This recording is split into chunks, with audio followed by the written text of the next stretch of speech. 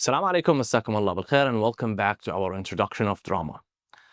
Previously, we've discussed what drama is, how it began, where it began, and how it developed. We've also discussed drama in Greece, classical drama. We've been introduced to major playwrights like Aeschylus, Sophocles, and Euripides. We've seen their impact, their significance, and how they contributed to the development of drama in general. In this lecture, we're going to be discussing drama in the Middle Ages. But before we do that, we need to understand what the Middle Ages refer to, and also we need to have an understanding about the Dark Ages. Now, the Dark Ages refer to the period of time after the fall of the Roman Empire, in which the light of knowledge was very dim. The entire European civilization returned to the Stone Age.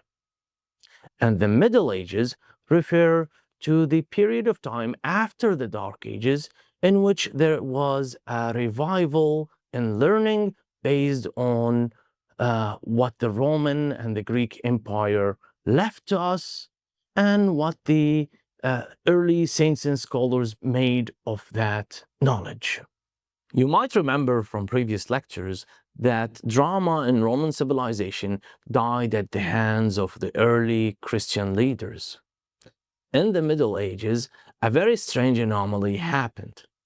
Drama was reborn again in the church. Now, this happened mainly because of two reasons. The first reason is that Christianity dominated all aspects of life and culture.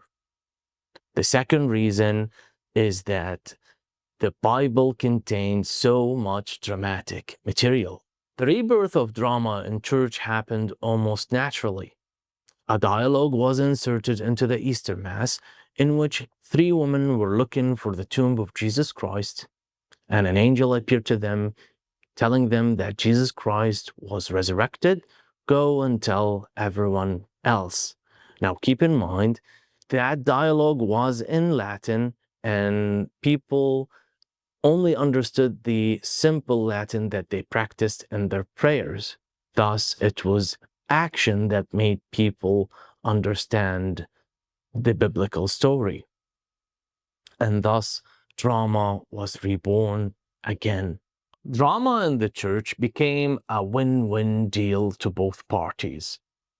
People started to understand more about the Bible because of the action provided by drama, of course, and the priests welcomed the idea that people started to come more often to the church.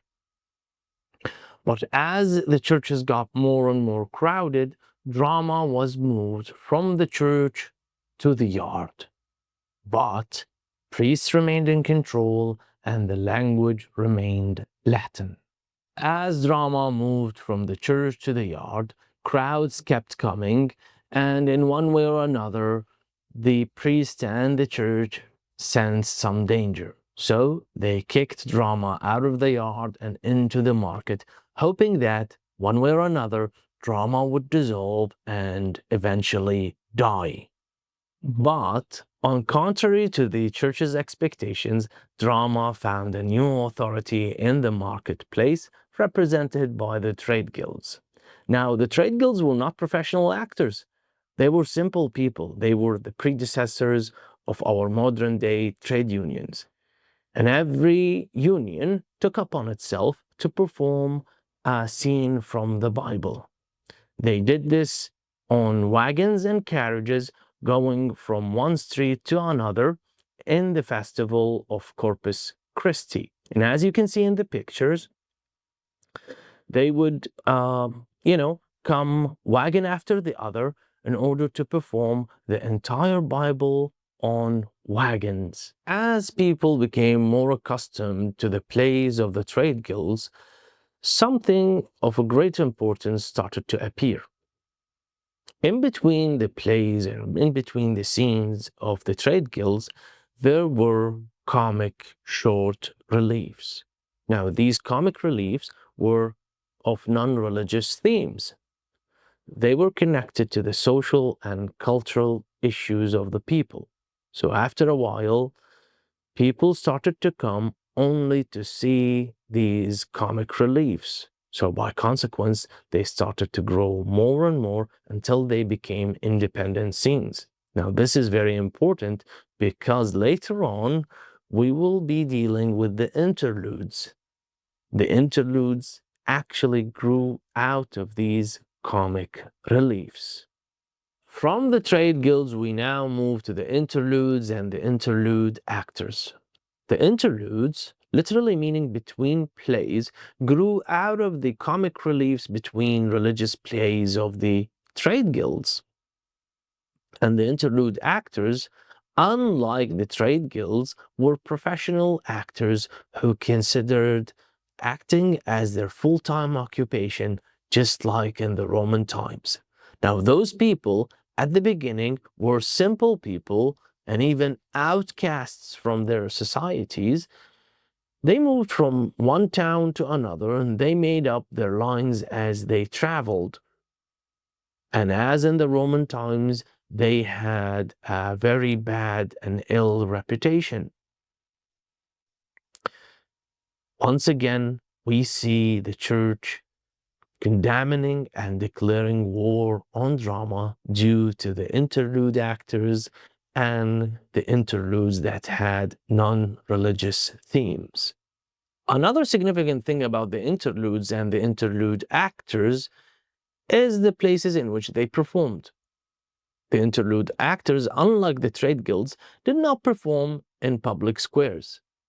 They performed special plays for a special audience.